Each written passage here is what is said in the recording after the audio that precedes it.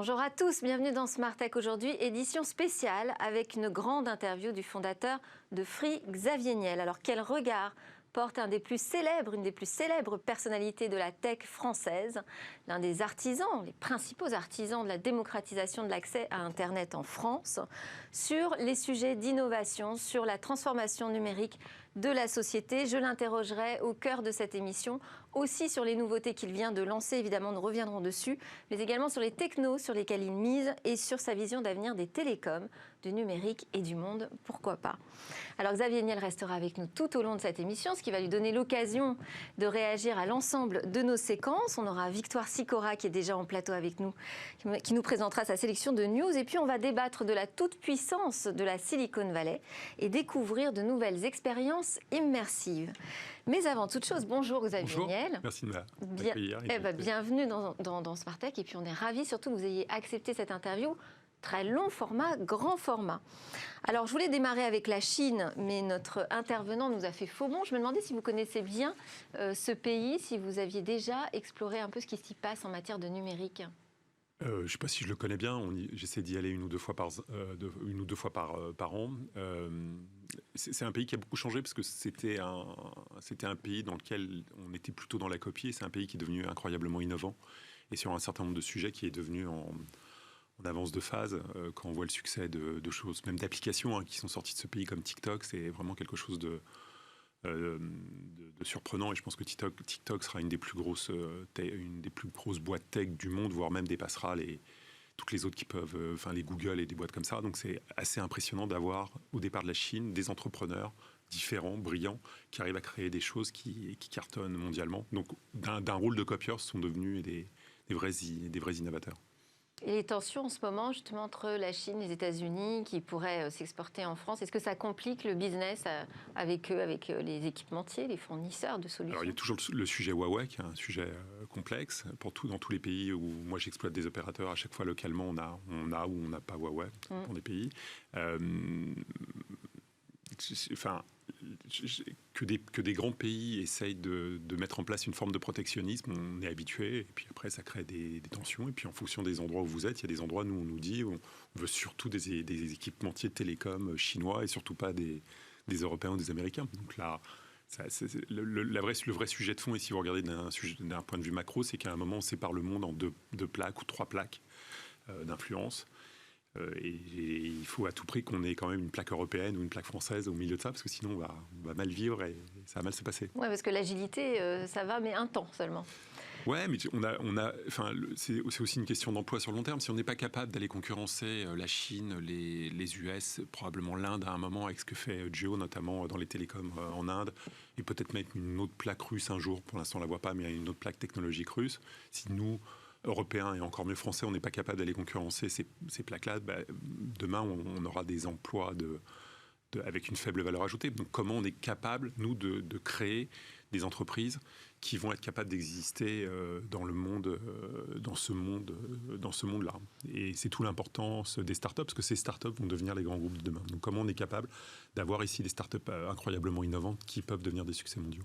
Que vous soutenez d'ailleurs activement. On essaye, mais avec d'autres. Mais le tout, c'est comment on est capable d'en avoir toujours plus pour avoir un taux de succès important. Et de créer un véritable écosystème solide qui travaille ensemble.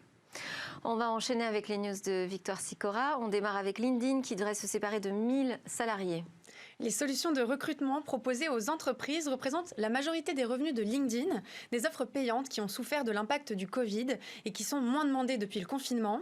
Mardi, le réseau social des pros a annoncé devoir renoncer à 6% de ses effectifs. Ce sont les équipes commerciales qui sont principalement visées. Est-ce qu'on doit dire pour autant que LinkedIn va mal? Alors absolument pas. D'ailleurs, LinkedIn n'a jamais connu un parc d'utilisateurs aussi important, avec 700 millions de membres. Alors pour le président de la République, la Tech for Good sera un acteur important de la relance. Oui, hier soir, Emmanuel Macron a participé à une des réunions de préparation du sommet Tech for Good, qui devrait normalement avoir lieu en novembre prochain. Cette réunion a notamment donné lieu à un rapport qui fait état des engagements pris par les entreprises de la tech. Et qu'est-ce qu'on trouve, les grandes lignes de ce rapport? Alors le rapport dresse notamment des perspectives pour l'avenir dans 3 thématiques: les algorithmes pour le bien commun, la responsabilité économique de la tech et le lien entre tech et santé. Une place a également été consacrée au mouvement Black Lives Matter. Côté soft, la plateforme de développement GitHub a déposé des codes de logiciels open source dans un coffre-fort dans l'Arctique. Oui, c'est la bibliothèque d'Alexandrie à l'ère du digital que vient de recréer GitHub au fin fond des glaciers norvégiens. La première crypto-monnaie Bitcoin, le système d'exploitation Linux ou encore Ruby et Python, GitHub a décidé de préserver ces logiciels mythiques afin de laisser une trace aux générations futures. Ce sont 21 téraoctets de données sur 186 bobines de microfilm qui ont été archivées. Et comment ces données seront lisibles? La plupart des données sont stockées sous forme de QR code. Un index en 5 langues permettra de récupérer ces données et de les lire.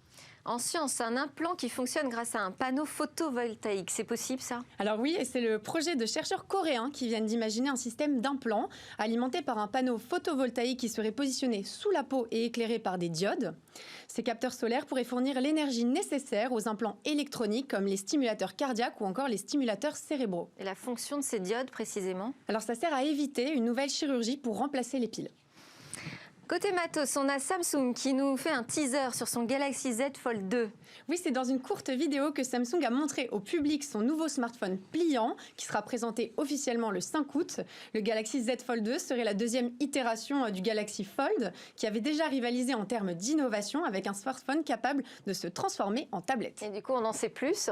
Alors, un leaker habitué des révélations chez Samsung a dévoilé une photo certes floue, mais qui permet de distinguer les contours et les courbes du nouvel appareil. Il semble assez similaire à son prédécesseur, si ce n'est la présence d'un nouveau bloc photo, plutôt à l'arrière et d'un coloris bronzé. On adore les photos floues dans les fuites.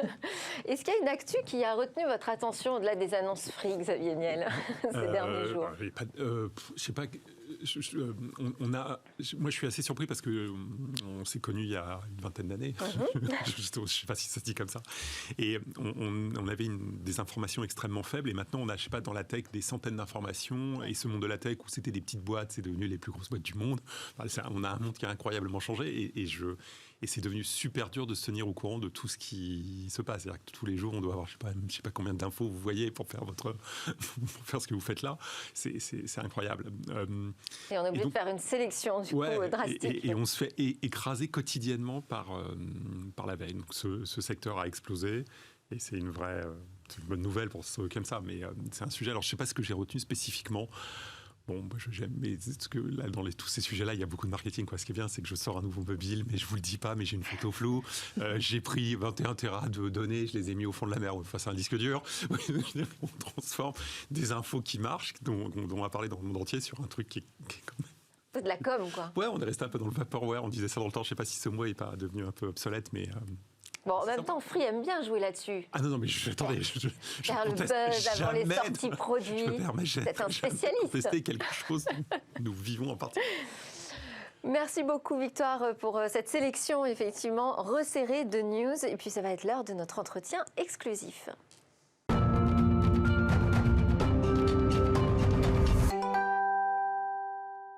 Grande interview exclusive de Xavier Niel dans Smart Tech. Alors, le fondateur de Free est remonté sur scène récemment pour annoncer une nouvelle offre, une nouvelle box, un retour surtout à ces fondamentaux qui ont marqué au fer rouge le secteur des télécoms pendant des années. Alors, Xavier Niel, on a affublé Free du qualitif de trublion. J'ai dû le faire moi-même d'ailleurs, je l'avoue.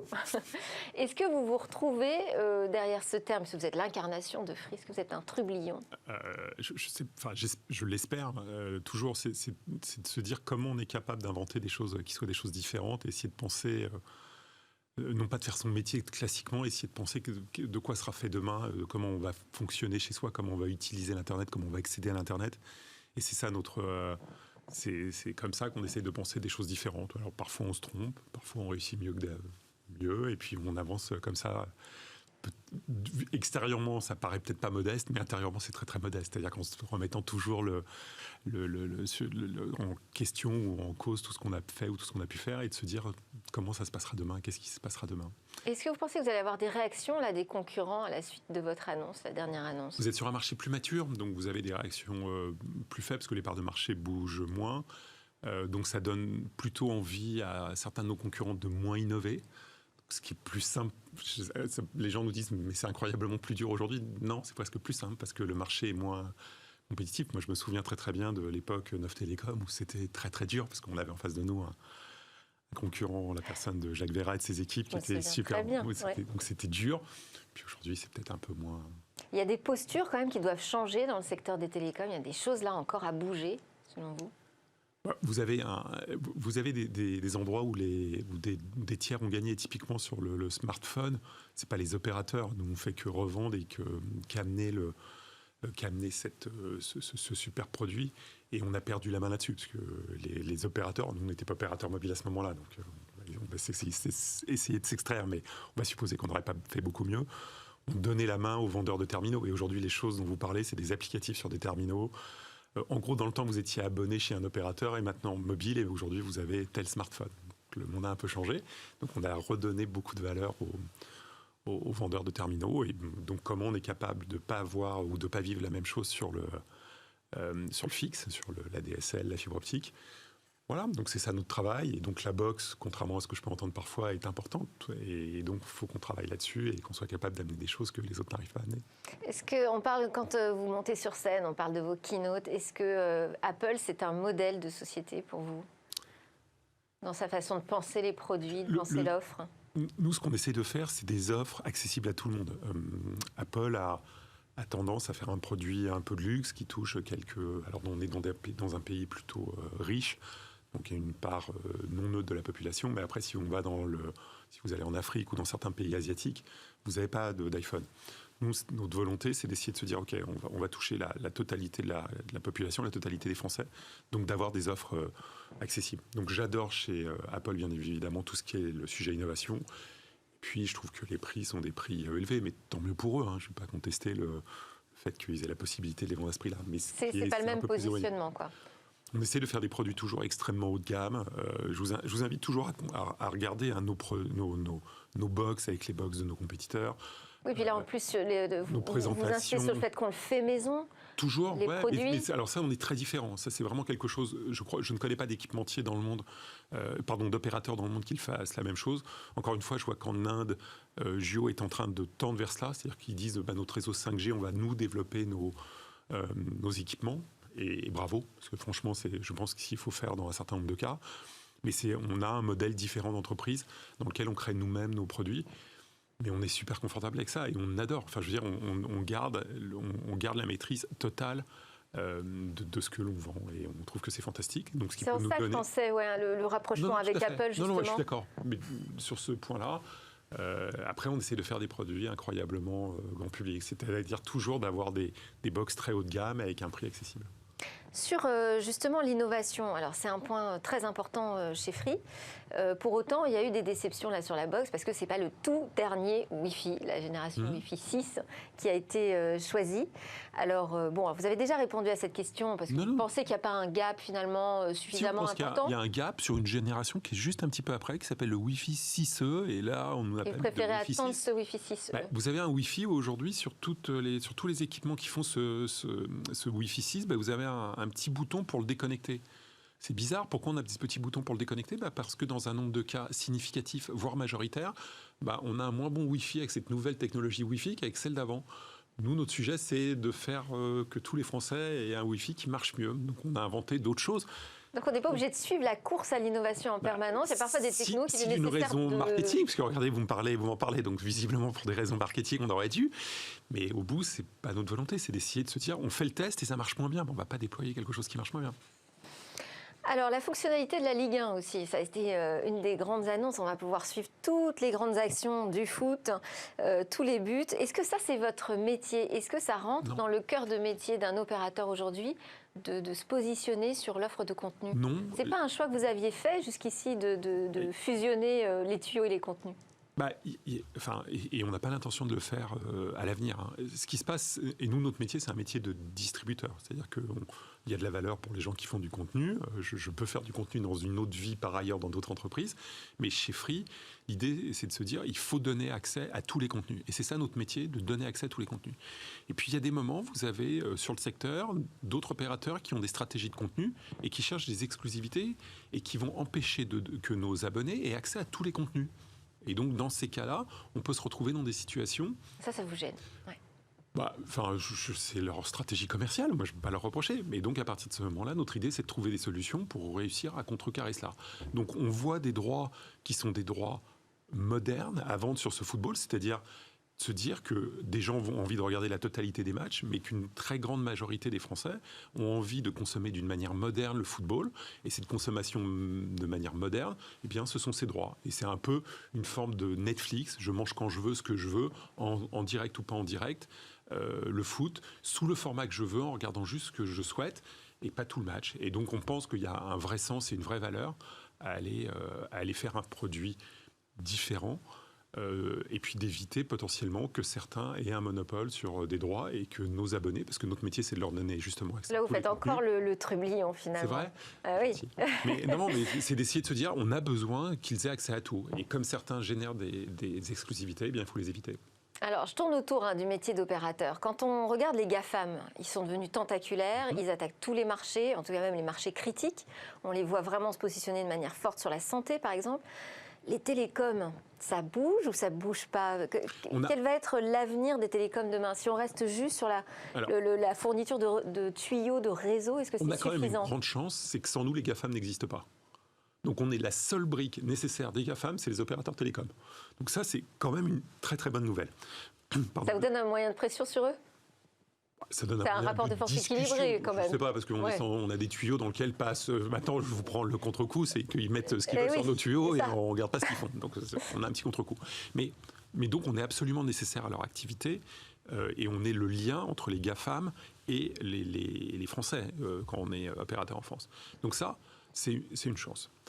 Une deuxième chance que l'on a, c'est que nous, opérateurs français, et 3 sur 4 des opérateurs français, sommes tous propriétaires, créateurs, gestionnaires d'opérateurs à l'international.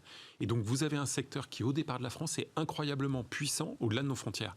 Et quand vous regardez, il y a, je sais pas, peut-être 25% des pays au monde où vous avez un opérateur français qui fait quelque chose.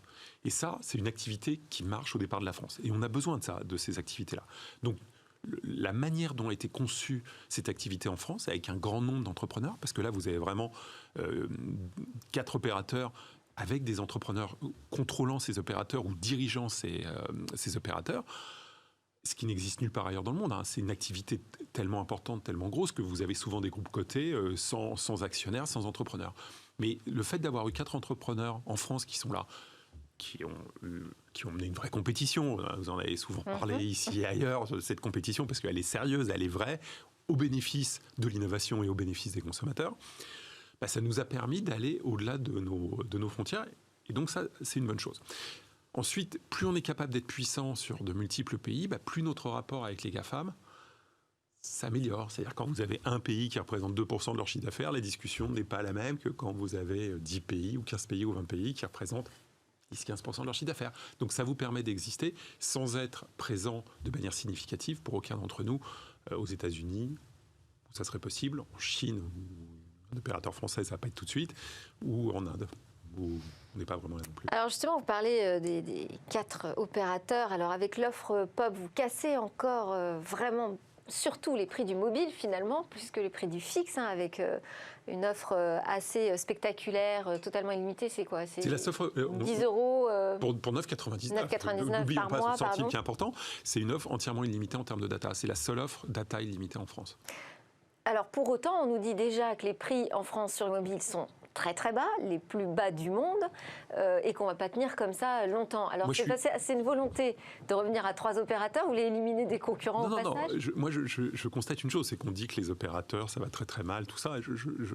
On a 3 concurrents, regardez nos cours de bourse à tous.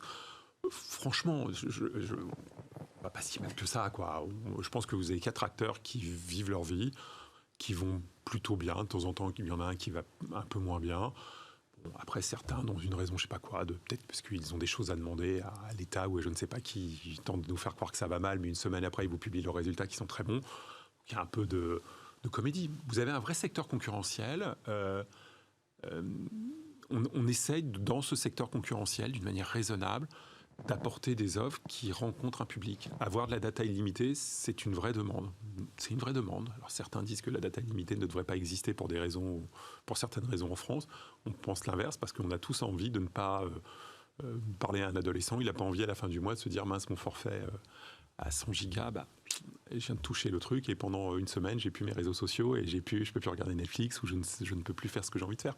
Donc c'est une vraie demande et c'est un vrai besoin. Mais le vrai élément de réponse, c'est quoi? C'est on lance cette offre. On est une semaine après ces premiers envois et aujourd'hui, on a fait plus de 50 000 abonnés dessus. Donc si vous voulez, vous avez un truc qui marche et qui représente un besoin. Donc on fournit un besoin. L'offre a rencontré la demande. Ouais. Maintenant c'est l'été, donc c'est des périodes particulières. Et on voulait lancer là parce qu'après on avait été bloqué dans notre lancement par le confinement. Donc, en sortie de confinement, on fait un lancement. On a la chance chez Free d'avoir un jardin dans Paris. Donc, on fait notre lancement dans notre jardin. C'est la première fois qu'on faisait un lancement en plein air. C'est original, mais c'est très sympa. Et puis, on y va parce qu'il faut lancer là. Parce qu'après, on va avoir l'été. Après, c'est la rentrée. On ne va plus exister. Et on revient sur quelque chose de marketing en termes de date de lancement. Alors, il y avait un autre élément dans votre keynote. C'était aussi la durabilité du numérique. Et ça, c'est nouveau. C'est un nouveau discours. Est-ce que c'est une prise en compte, une vraie prise de conscience là qui démarre dans le secteur ou chez Free spécifiquement? Je crois qu'on l'a toujours fait et on n'en a jamais parlé. Et on s'est aperçu à un moment qu'on était dans un environnement concurrentiel où tout d'abord les autres se mettaient à en parler. Et donc c'est de se dire, mais attends, nous on le fait depuis des années et... Enfin, je veux dire, on est les spécialistes d'utilisation au maximum de nos box. Nos nouvelles box, on n'a pas de promotion ou très peu de promotion dessus. Et puis nos anciennes box deviennent nos box à faire des promotions. Et on a toujours vécu comme ça. La révolution, elle a combien d'années? 10 ans. Et on a toujours une autre box qui a 15 ans. Enfin, je veux dire, qui est toujours là. On a un nombre significatif. Enfin, c'est plus de 10% de notre parc sur une box qui a 14 ans maintenant. Donc, si vous voulez, on les a toujours fait vivre de manière incroyablement bien. On les récupère, on change le Wifi, on change des pièces dedans pour refaire quelque chose. C'est pas forcément dans un souci de lutter contre une pollution numérique. Ça l'a toujours été, juste on n'en parlait pas. Et si vous voulez, à un moment on se dit mais on l'a toujours fait, premier élément. Deuxième élément, la compétition se met à en parler. Et puis troisième élément, ça devient un sujet... on ne peut pas fermer les yeux et ne pas entendre ce que nous disent nos abonnés ou ce que peuvent nous dire nos enfants, les gens avec qui on peut parler. On rencontre beaucoup des personnes qui sont nos abonnés et on ne peut pas ne pas les écouter. Et eux nous disent, mais ça c'est un sujet important pour moi. Et donc on va plus loin, ça c'est une bonne chose, mais au-delà de ça, on se met à parler de ce que l'on fait et sans tenter de faire une forme de greenwashing. C'est pas du tout l'esprit, c'est au contraire d'aller dire voilà ce qu'on fait depuis toujours. Et à côté de ça, on fait toujours un peu plus. Et puis on réfléchit pour faire mieux. Mais ça fait quelques années, par exemple, qu'on s'est dit, il ne faut plus nos équipements, la plupart des équipements que l'on fabrique, on les fait en Asie, il faut arrêter de les mettre dans des avions. Il faut qu'on les mette sur des bateaux, faut qu'on arrive à les faire venir d'une autre manière. Alors évidemment, en avion, on va les avoir au bout de 24 heures, et sur un bateau, on va être... en fonction de par où ça passe, ça peut être un peu long. Mais c'est juste de prévoir, c'est juste d'être capable d'avoir une meilleure organisation pour être capable de compenser le temps plus long, mais derrière avec un impact écologique important. Alors si on écoute la société, on entend aussi les peurs, les angoisses autour de la 5G. Comment vous réagissez par rapport à ça ? Déjà, l'innovation, ça fait toujours peur. Donc, c'est un sujet, celui-là. Les ondes ont toujours été quelque chose qui effraie. Sur la 5G, on arrive sur des fréquences qu'on a déjà utilisées avec d'autres technologies. Donc, les fréquences utilisées, pour l'instant, en France, sur la 5G, après, il y a d'autres fréquences, mais les fréquences utilisées sur la 5G aujourd'hui, on les a déjà. Donc, si vous voulez, le risque pour la santé, s'il devait exister, il est déjà là. On a fait un débat dans Smartech sur ce point pour essayer de démystifier, de comprendre un peu ce qui se passe, pourquoi il y a ces angoisses. Ma question, c'est plutôt comment vous vous positionnez par rapport à ça. Je vous donne une première réponse sur un autre sujet, c'est qu'on n'a pas de hausse des cancers qui pourraient être, au cours des 20 dernières années, qui pourraient être liés à l'usage de la téléphonie mobile. Maintenant, comment vous positionnez sur cela ? Quoi qu'on puisse dire, la masse, et si vous avez le sentiment que c'est un sujet en France, pour exploiter dans d'autres pays, la problématique de la 5G en France, elle existe, elle est là, elle est présente, elle est dans le débat public, et tant mieux, et c'est une bonne chose que ça soit dans le débat public, mais à côté d'autres pays, elle est extrêmement c'est restreint, le sujet. Hein. On n'est pas à l'endroit où c'est le plus important. Mais c'est d'essayer d'y répondre d'une manière rationnelle, parfois avec des gens en face qui ne sont pas rationnels. Il y a le principe de précaution et l'irrationalité, qui sont deux choses différentes. Comment on lutte contre l'irrationnel, avec de la pédagogie, mais c'est pas forcément suffisant. Et puis à côté de ça, on a des réseaux sociaux où toute théorie un tout petit peu complotiste est incroyablement plus crédible et marche beaucoup mieux qu'une théorie réaliste. Ça fait partie du jeu parce que ça peut servir pour des raisons marketing à d'autres moments d'utiliser les réseaux sociaux.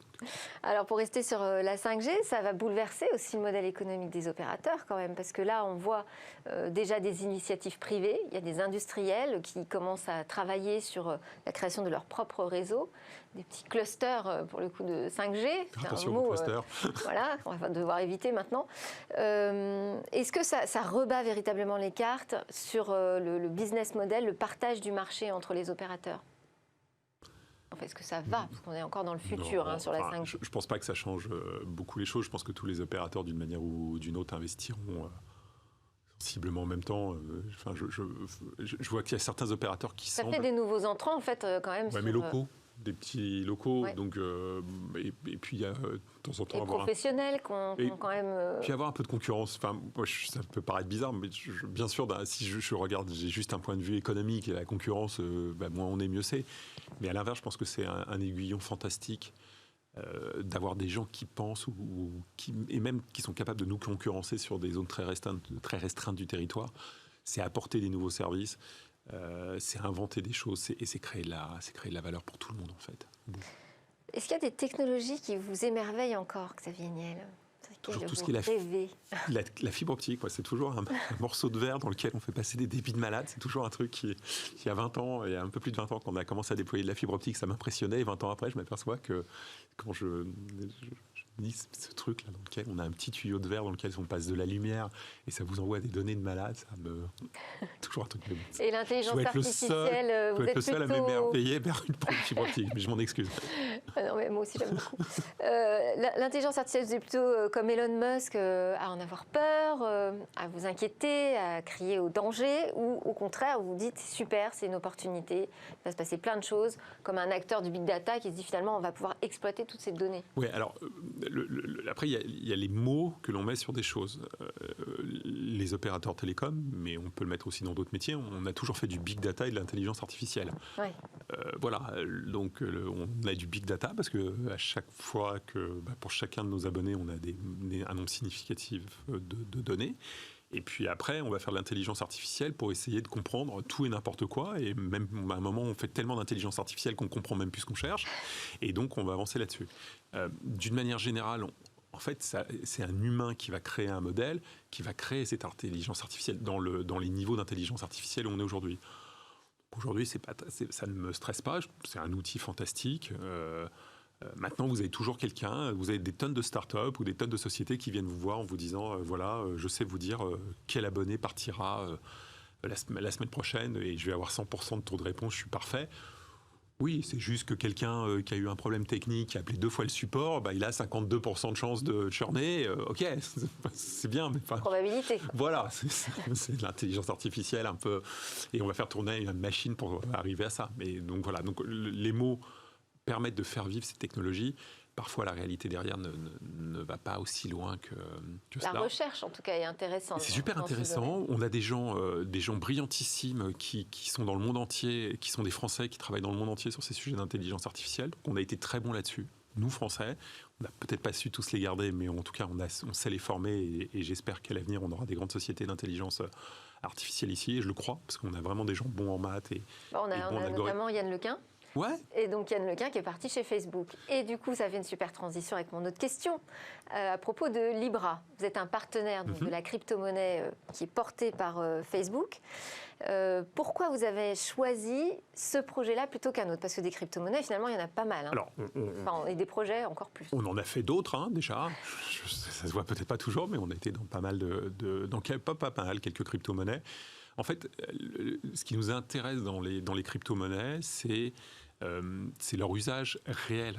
Et le problème d'un certain nombre de crypto-monnaies, c'est que l'usage réel de ces crypto-monnaies, on ne va pas aller payer demain chez notre boulanger notre pain avec une crypto-monnaie. Et donc, ce qu'on aime bien, c'est les monnaies qui ont un certain nombre de caractéristiques.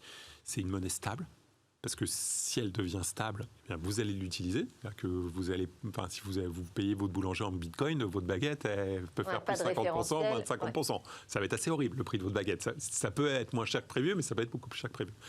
Donc on a besoin de ce référentiel, et ce référentiel, c'est qu'il soit basé sur une monnaie qu'on connaît déjà. Ça, c'était le premier élément. Et le Libra est une stablecoin, c'est une monnaie qui est stable, donc on peut réellement l'utiliser, qui repose sur un univers extrêmement large, parce que les partenaires de Libra sont très très larges, qui a été inventé par un garçon brillantissime, d'origine française, David Marcus, qui est brillant, voilà, dire, il est brillant, et regardez son parcours, ce qu'il a fait avant, ce qu'il fait aujourd'hui et ce qu'il fera demain, c'est un génie. Et donc, on a ça, et puis on a un certain nombre d'autres caractéristiques sur le Libra qui nous plaisent, et puis on a envie de l'accompagner. Et on va dans ce sens-là pour l'accompagner. Et l'état d'esprit aussi de la crypto-monnaie, ça c'est quelque chose qui colle bien avec l'état d'esprit Free et du Trublion, parce que c'est quand même, on est en train de dire, finalement, le système monétaire classique, là, bon, bah ça va quoi. On va faire autrement. Alors ça, c'est le rêve. Alors, j'adorerais que le Libra remplace le système monétaire classique, en tant que membre fondateur du Libra. Donc je l'adorerais. Je ne sais pas si vous avez une ambition pour le Libra au-delà peut-être que celle de son père et des gens qui l'accompagnent. Dans tous les cas, on sait qu'à un moment, on aura une crypto-monnaie, une ou plusieurs crypto-monnaies qui émergera. Vous êtes persuadé de ça, que ça va vraiment s'imposer? Je n'ai aucun doute là-dessus. Et puis, on est justement dans ces nouvelles technologies. En général, il y en a un qui prend tout le marché, ce qui est un avantage et un inconvénient. Mais l'inconvénient, c'est que ça fait très vite disparaître la concurrence. Mais quand vous prenez les GAFAM, justement, ils sont archi-monopolistiques. Enfin, je vais faire attention au terme. Ils sont une part de marché extrêmement élevée sur leur secteur. Google, sur le moteur de recherche, je ne sais pas comment vous les battez. Je vais appeler un chat un chat. Moi, je ne sais pas comment vous battez Google aujourd'hui. Facebook, sur des réseaux sociaux classiques, traditionnels, je ne sais pas comment vous les battez. Donc, tous ces réseaux-là ont une force extrême. Et donc, vous avez la possibilité qu'un jour, une monnaie, une crypto-monnaie, ait une part de marché mondiale colossale. Et le truc, c'est comment vous êtes capable d'identifier celle qui a une chance d'être là, cette monnaie potentiellement dominante. Et c'est ça l'idée, c'est de se dire, allons voir ceux qui sont les meilleurs, ceux qui avancent dans le bon sens. Facebook a été incroyablement intelligent, parce qu'on parle du Libra de Facebook, mais en fait, le Libra appartient à ces 20, je ne sais plus combien, je ne sais plus le nombre de membres qui sont là, et Facebook n'a pas plus de droits que les autres. Alors, comme Facebook, comme la personne qui l'a inventé est issue de Facebook, on le colle à Facebook, mais vous avez une monnaie... Et vous participez à l'aventure technologique, parce qu'il y a des vrais défis technologiques à relever. Ah non, tout à fait, non, il y a des gens qui travaillent là-dessus. C'est une fondation qui est basée en Europe, et tout avance de là-bas, avec des gens qui avancent. Et ça avance bien. Ça avance bien. Après, vous avez des sujets de régulateurs, mais bon, que les pays aient peur. Il y a des sujets technologiques encore, avant les sujets de régulation. L'équipe de base, l'équipe qui s'en occupe aujourd'hui, c'est vraiment des tueurs. C'est vraiment des gens très très bons. Donc, si vous voulez, les sujets techniques sont là, les sujets réglementaires sont compliqués. Ce que je vois, et ce qui est presque rassurant, c'est que la peur irrationnelle de Libra, quand même, qui ne devrait pas faire peur, en toute franchise, laisse penser que quand même, ça doit être un cheval pas si mauvais que ça, quoi. Donc ça ne doit pas être pas si nul que ça. Très bien, merci beaucoup Xavier Niel. Alors juste après la pause, on va justement poser notre regard sur la Silicon Valley.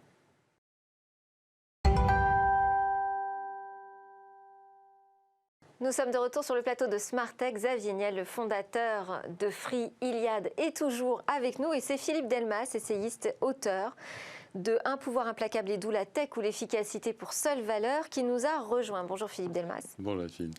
Alors, quand vous êtes venu la première fois, vous nous avez parlé d'un principe qui caractérise cette nouvelle économie du numérique, qui serait un principe où les gagnants, finalement, remportent tout.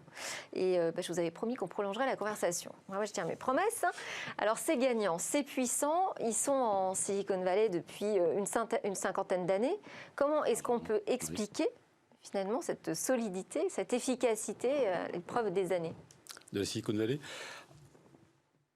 Alors non seulement elle est efficace, mais en plus elle est unique. Vous avez un grand nombre de pays dans le monde qui ont essayé de cloner la Silicon Valley, y compris la côte Est et les États-Unis, qui n'y sont jamais parvenus. 40% du venture capital américain est encore dans la Silicon Valley aujourd'hui. Qu'est-ce qui caractérise la Silicon Valley? au fond, la poursuite en l'adaptant du même modèle de l'origine, c'est-à-dire une très grande présence de l'État, mais dont les modalités ont complètement changé, et une passion pour la qualité. C'est un système ultra concurrentiel, ultra méritocratique. Je vous avais dit ce qui fait la différence au fond entre la société industrielle traditionnelle et la société industrielle de la tech, c'est le passage de l'école avec ses examens au système des concours. La Silicon Valley, c'est l'archétype du système du concours tel qu'on le conçoit en France. C'est un système où les références et l'appui sur l'État est permanent, avec des modalités qui changent encore une fois, et où la méritocratie est absolument radicale. En même temps, c'est un système aussi éducatif qui est très dans le collaboratif par rapport au système français où chacun est déjà seul face à son maître ou sa maîtresse. Si vous regardez le système, oui, certes, mais il ressemble dramatiquement au système français en réalité. D'une part parce que les grandes institutions du système éducatif américain restent très largement, encore aujourd'hui, financées par l'État. 70% de la recherche universitaire, 70% de la recherche universitaire de Californie sur la tech entre 1970 et 2000 a été payé par l'État. 70% dans les facs, pas dans les boîtes, dans les facs. Aujourd'hui, vous regardez comment ces boîtes recrutent. Les entreprises, comme le venture capital, c'est véritablement de la cooptation et sur un mode extrêmement exigeant. Mais le résultat, c'est exactement ce que l'on constate dans les grandes écoles en France, c'est que ce système par accumulation, c'est-à-dire comment vous recrutez très grandes universités, recommandations, parcours prouvé. Ceci, c'est à peu près l'équivalent mutatis mutandis du système français et ça aboutit au même résultat. Pratiquement pas de femmes, pratiquement pas de minorités. En termes de qualité des élites en France, le système scolaire français est parfaitement fait pour 20% des élèves. Si vous avez l'état d'esprit et la qualité et la famille qui vous permettent d'aller à Henri IV ou Louis-le-Grand, vous faites des études formidables. Il n'y a pas de doute. Simplement, c'est un système qui n'est pas adapté pour tout le monde et qui n'est pas socialement ouvert à tout le monde. Et quand vous regardez sur 50 ans, il est de plus en plus endogamique. Il se répète lui-même. C'est exactement ce que fait la Silicon Valley. Et alors, ça se retrouve, et c'est très impressionnant, c'est que la Silicon Valley reste à peu près immune à tous les enjeux sociaux aujourd'hui. Il n'y a pas de femmes. 11% seulement des exécutifs de la tech sont des femmes. 9% des exécutifs du venture capital. Elles ont 5% du capital des boîtes. Typiquement, il y a 2 fois moins d'hispanos ou de noirs que dans la société de la vallée, mais 2 fois plus d'asiatiques. Donc, quand vous parlez de ça aux gens de la tech, ils ont une réponse absolument formidable. Ils vous disent, mais c'est purement une question de mérite. D'ailleurs, la moitié des entreprises créées entre 1985 et 2005 ont été créées par des fils d'immigrants. Donc ceci n'est pas une question d'origine, de couleur de peau, si vous voulez, c'est juste on prend les très bons et c'est tout. Et c'est ce que vous disent aujourd'hui un certain nombre de toutes les grandes écoles qui vous disent mais le système il n'est pas biaisé, le concours il n'y a pas mieux, c'est complètement impartial et neutre. Sauf que vous réussissez un concours parce que vous avez un héritage culturel qui vous permet de réussir dans ce milieu-là. Et c'est pareil dans la vallée. Alors comment est-ce qu'on peut déstabiliser ces puissances ? Est-ce que par exemple là en ce moment elles sont quand même sous le feu des critiques de plus en plus régulièrement, de plus en plus fortement, est-ce que ça peut un peu les chahuter ? Pas vraiment. Alors, moi, j'ai été extrêmement frappé de voir à quel point, à la suite d'un certain nombre de procès retentissants, la vallée était restée à peu près imperméable aux grands enjeux sociétaux. Alors je prends cet exemple de cet exécutif d'une des grandes maisons de venture capital qui a été licencié et qui a fait un procès, non pas pour harassement sexuel, mais simplement parce que elle estimait n'avoir pas eu une juste chance de devenir associée dans le fond. Et il y a un certain nombre de témoignages qui montraient que cette jeune femme, d'ailleurs d'origine coréenne, avait été traitée d'une façon qui semblait inégale. Elle a gagné son procès, le fonds l'a largement dédommagé, et ça s'est arrêté là. Aucune prise de conscience. Et vous avez vu un paquet de statistiques dont je vous citais quelques-unes tout à l'heure. En gros, les femmes dans la Silicon Valley, en 2020, c'est moins de 10% du capital et des postes de direction. Alors vous ne croyez pas au démantèlement d'Amazon, vous ne croyez pas à l'effondrement C'est un sujet complètement différent. La vallée est un système dont, c'est ça qu'il faut bien comprendre, c'est avant tout, je vais vous en donner un exemple, c'est avant tout un réseau d'hommes je dis bien, et qui en est à sa 3e génération. Et ce sont des gens qui se cooptent. Je suis business angel d'une start-up dans la crypto, et j'ai une discussion il y a quelques semaines avec un assez grand fonds américain. Pas le top tier, la couche en dessous. Et je lui dis que j'ai fait rencontrer dans la conversation, j'ai fait rencontrer le patron de cette jeune boîte à un des plus grands fonds de la vallée et un des tout premiers, Kleiner Perkins. Fin de la réunion, le gars me prend un verre et me dit Kleiner Perkins met de l'argent chez vous, je double. Je dis non, on les a rencontrés, ils n'investissent pas. Et je dis mais pourquoi agissez comme ça? Il me dit mais attendez, si Kleiner Perkins met de l'argent, je mets de l'argent. Je pose pas de questions, j'ai pas besoin de voir le dossier. Donc il y a cette cooptation, ce référencement mutuel fait la solidité de ce système. Et ils sont bons par ailleurs. Regardez l'exemple de Jeff Bezos, c'est formidable. Jeff Bezos, quand il lance Amazon, c'est une librairie. Ok. Il lui a fallu 60 rendez-vous et 22 investisseurs pour lever 1 million. Vous voyez? Il est allé dans la vallée, il a trouvé un mec de la vallée qui a mis en 1 heure 5 millions. Et ça a changé. Non pas parce qu'il a mis 5 millions, mais parce qu'il était qui il était. C'était un des grands investisseurs de la vallée et ça a suffi.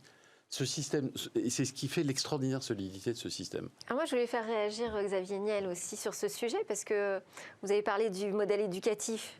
Xavier Niel, vous êtes porteur d'un projet incroyable qui est l'école 42, où vous chahutez complètement l'éducation Oui. voilà, et des nouvelles élites dans la tech. L'école 42, vous l'avez exportée aussi en Silicon Valley. Qu'est-ce que ça donne? On est dans une vingtaine de pays. C'est l'endroit où c'est le plus dur. La Silicon Valley, c'est l'école la plus complexe. Mais pourquoi, justement? Pour plein de raisons. C'est que déjà, c'est peut-être une erreur de se mettre dans la Silicon Valley parce que vous êtes un endroit privilégié. Nous, on va plutôt essayer de faire émerger des jeunes d'origine sociale différente. On a plein de raisons. Mais je rebondis sur ce que vous disiez. La France, c'est un des systèmes les plus injustes au monde. On est en dernière position de l'ascenseur social, en termes d'ascenseur social, de l'OCDE. C'est-à-dire que, en gros, vous êtes en France fils d'ouvrier, vous n'avez aucune chance de sortir de cette condition d'ouvrier. Peu de chance, c'est pas un problème, je veux dire, c'est pas en soi, mais économiquement, enfin financièrement, votre capacité de progression sociale est nulle. Et on a un système incroyablement injuste où, en fonction du quartier, de la rue où vous êtes né, de vos parents, s'ils sont aisés ou instituteurs, eh bien, vous aurez un parcours scolaire fantastique, vous terminerez à Henri IV ou Louis le Grand, vous ferez Polytechnique et vous aurez une réussite sociale parfaite. Maintenant, vous êtes né dans une banlieue parisienne un peu défavorisée, votre chance, elle est nulle. Et le truc, c'est comment on est capable de sortir de l'injustice de ce système. Et c'est en partant de là-dessus qu'on crée cette école qui s'appelle 42, où on se dit, ok, on va arrêter de vous sélectionner sur, globalement, l'école d'où vous venez, on s'en fout, on s'en moque, on va vous sélectionner sur votre capacité d'être logique, et ça c'est un petit truc d'ADN, tant mieux pour vous, et on va vous sélectionner sur votre volonté de vous en sortir. Et ça crée 42. Et 42 est un modèle qui cartonne, on est dans une vingtaine de pays, et on se retrouve à un problème aussi après de sexe, de genre, parce que on n'a pas de femme, et donc on met une femme, il y a une femme qui vient s'en occuper, voilà, Sophie qui vient s'en occuper, et puis on monte le pourcentage de femmes, parce que quand c'est dirigé par une femme, ça cartonne. Et puis après, on revoit le même sujet que vous évoquez en termes de start-up. Si on veut avoir des start-up avec des femmes, il faut avoir des lieux dirigés par des gens à parité. Il faut qu'on ait autant d'hommes et de femmes pour diriger ça. Et pareil, de la même manière qu'on va créer Station F, Station F, on le co-crée avec Roxane, et Station F, Roxane Barza cartonne, mais avec cette parité. On a, dans les programmes que l'on gère, on a 40%... Qui vient de la Silicon Valley d'ailleurs. Qui est né à Palo Alto, donc elle est vraiment là-bas, mais qui est venu à Paris, comme quoi ça peut marcher. Et vous avez un truc qui marche parce que, naturellement, comme l'équipe elle est à parité, on a, je crois, 40% des startups qui sont dans nos programmes ont été créées par des femmes ou co-créées par des femmes. Et le truc marche. Sur l'importance de la Silicon Valley, je trouve que le monde change. Il y a 20 ans, toutes les grandes startups, on a l'exception d'Amazon, mais toutes les grandes startups étaient créées à 500 mètres de Stanford. Et puis ça a été 1 kilomètre, puis ça a été 2 kilomètres, puis on a vu Los Angeles qui a commencé à monter grâce à Snapchat. Et puis on commence à voir la Chine avec TikTok. Et le truc s'augmente. Et alors moi, ça me donne de l'espoir, ce genre de choses. Peut-être que même si on n'est pas allé à Stanford, on peut créer une grande startup mondiale. Donc c'est une source d'espoir. Merci beaucoup Philippe Delmas. Je rappelle que vous êtes auteur de Un pouvoir implacable et doux, édité aux éditions Fayard. On va passer aux expériences immersives.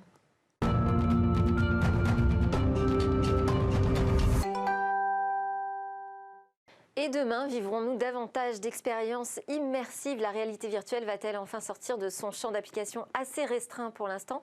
C'est la conviction de Monochrome. Et Jean-Bernard Grasset, vous êtes cofondateur de ce studio de création et aussi directeur d'ailleurs de création de Monochrome. Vous utilisez quoi comme technologie concrètement pour créer de nouvelles expériences d'immersion? Alors nous, on a un studio de création 3D temps réel. en opposition à la 3D précalculée. Vous voyez, les films d'animation comme Pixar, c'est de la 3D précalculée. Et nous, on fait du temps réel.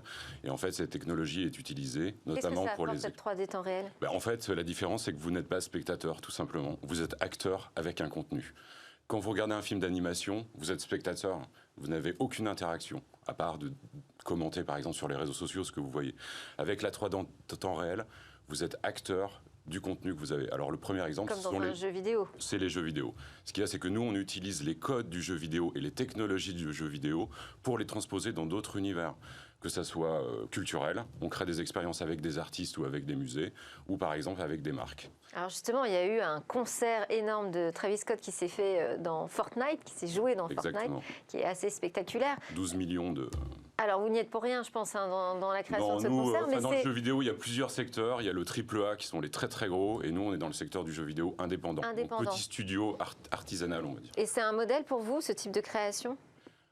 C'est un modèle. Le seul truc, c'est que le jeu vidéo ne communique pas sur leurs chiffres. C'est très difficile. À part, on sait qu'il y a eu 12 millions, on sait qu'il y a eu 25 millions de personnes, de joueurs qui ont assisté au concert dans Fortnite. D'accord. Il y a eu à peu près 30 millions de vues, entre 25 et 30. Par contre, ce qu'on ne sait pas, c'est l'argent que ça a rapporté. Parce qu'en fait, vous pouvez acheter dans Fortnite ce qu'on appelle des skins, c'est-à-dire des habits, pour votre personnage de jeu vidéo. Et en fait, quand le concert de Travis Scott a été fini, ils ont vendu la tenue de Travis Scott dans le jeu. Et en fait, on estime, c'est difficile à savoir, mais que ça aurait rapporté dans les 20 millions de dollars à peu près, quoi. D'accord, il faut voir combien coûtait la tenue. C'est un modèle plus qu'économique, en fait, quoi. Et sur quel projet vous travaillez aujourd'hui ? Est-ce que justement vous travaillez avec des artistes, vous travaillez avec des marques aussi ? On travaille d'abord avec des artistes parce qu'en fait, c'est vrai que l'art, c'est toujours le milieu où il y a le plus d'innovation. C'est là où les gens cherchent, etc. Et c'est vrai que on peut les imaginer artistes des musées d'art virtuels ? On en a déjà créé. On a créé une collection pour un collectionneur qui a la 3e plus grosse collection d'art asiatique au monde. Mais lui, il n'avait pas les moyens pour se créer vraiment une fondation. Donc on lui a créé un musée virtuel. Et en fait, lui, il s'est baladé partout dans le monde avec un ordinateur portable et son musée virtuel. Alors ce qui est très intéressant, c'est qu'il est allé dans des institutions culturelles où il a rencontré des jeunes, des ados. Et les ados passaient une demi-heure à 1 heure dans le musée virtuel. Parce que ce sont leurs codes, ce sont leurs langages. Alors qu'un ado, l'amener 1 heure à un musée comme le Louvre, c'est plutôt compliqué. Mais c'est qu'on voit, le Louvre par exemple, ils font des escape games dans le Louvre, donc on voit que les codes du jeu vidéo rentrent dans les institutions culturelles parce que c'est tout simplement le langage des jeunes du 21e siècle, quoi. Et vous pourriez travailler avec une marque comme Free par exemple pour leur créer des expériences immersives ? Après, c'est toujours pareil, ça dépend. Le contenu, c'est quel est son sens, ce qu'on veut dire, ce qu'on veut offrir aux gens. Par contre, de se poser la question, qu'est-ce que la réalité virtuelle pourrait apporter une marque comme Free ? Ça, c'est un débat intéressant. On n'a pas toutes les réponses, ou c'est comme le jeu vidéo. Qu'est-ce que les marques vont faire dans le jeu vidéo ? Pour l'instant, il y a beaucoup de partenariats, des choses comme ça. Mais si demain, une marque devait créer son propre jeu vidéo, ça serait quoi, en fait ? Mais ça, c'est un débat intéressant, et en fait, c'est sur ces sujets sur lesquels on travaille, quoi. Vous avez réfléchi un peu à ça, à créer des événements en réalité virtuelle, si vous regardez immersive. Si vous regardez la keynote, le lancement de cette nouvelle box dont on parlait tout à l'heure. Qui était accessible online. Voilà, mais au-delà de ça, il y a un moment, j'ai un ballon virtuel et je joue au football de manière virtuelle. Donc on essaye toujours de jouer avec des choses comme ça. Je ne suis pas sûr que ce soit au niveau de ce que vous faites. Hein. Je ne me permettrai pas de critiquer les équipes qui ont fait ça non plus. Il faut que je fasse attention à ce que je dis pour avec ces personnes. Le problème de la VR, c'est comme toute technologie, c'est l'accès au contenu. Le contenu, on l'a, parce qu'en France, on est très bon, parce qu'on a énormément de créateurs. Pardon ? Le coût aussi, j'imagine. Le coût, après, vous voyez, avant la sortie de l'iPhone 1, personne ne pensait 5 ans avant que ça allait créer un marché, qu'allait changer le monde. La VR, pour l'instant, les casques, ils sont compliqués, ils sont chers, il faut des gros PC, etc. Le jour où il y aura vraiment des lunettes qui permettront de le plugger facilement à son téléphone et d'avoir surtout un contenu de qualité et surtout avec une 3D de qualité. Parce qu'en fait, la société qui travaille sur ce logiciel s'appelle Epic Games et leur soft, c'est Unreal. Et ils vont sortir une version l'année prochaine de photoréalisme. C'est-à-dire que potentiellement, ce qu'on verra dans le casque, ça sera la même qualité que la réalité. Et là, le cerveau humain, il va commencer un peu à... Et ça, c'est pour demain, vous en êtes convaincu, Jean-Bernard Grasset de Monochrome. Merci beaucoup. Alors, avant de laisser ce plateau, je voulais vous poser 2 questions qui sont arrivées jusqu'à moi par des fans. Oh là là. Des fans de Free. Il y a des aficionados, hein, vous le savez. Alors déjà, la première question, c'était la Freebox Pop. Elle est sortie il y a 2 semaines. Est-ce qu'il va falloir attendre longtemps pour la recevoir à la maison ? Pour l'instant, je vous dis, on a commencé à les envoyer il y a 1 semaine et on envoie, donc ça se passe bien. Mais elle passe par bateau ou... Non, on avait, à cause ou grâce au confinement, je ne sais pas, on en avait plus en stock et beaucoup parce qu'on avait lancé plutôt en avril. Donc on a beaucoup de stock. Donc ça va arriver. Pour l'instant, personne ne se plaint dans les réseaux sociaux des réceptions. Ok, deuxième question. Est-ce que la mamie du Cantal existe vraiment ? La mamie du Cantal, pour ceux qui ne suivent pas. Ce n'est pas quelqu'un de chez nous, ce n'est pas une personne. Elle annonce régulièrement des petites choses comme ça sur Twitter, pour tous ceux qui suivent votre actualité. Mais c'est notre amour du Cantal. On ne peut pas nous reprocher ça. Donc ce n'est pas une salariée Free. Je crois savoir qui c'est, mais je ne suis pas sûr complètement. Et c'est quelqu'un qui n'a aucun rapport avec nous. Voilà. C'est quelqu'un d'indépendant et ça fait partie de cette grande communauté chez Free. Et quand vous parliez de Fortnite, c'est comment vous êtes capable de créer des événements qui font que les gens ensemble, et c'est important ce que vous faites dans ce sens-là, soient capables d'avoir le sentiment de vivre une expérience en commun. Et c'est une des chances que l'on a chez Free d'avoir cette communauté qui nous accompagne depuis toujours. Merci beaucoup Xavier Niel pour nous avoir consacré tout ce temps, toutes vos réflexions et votre regard sur l'avenir et les techs. C'est presque la fin de cette émission. Elle se termine par le Lab Startup avec 4 jeunes pousses innovantes à découvrir. Et puis nous, on se retrouve dès demain pour de nouvelles discussions sur la tech.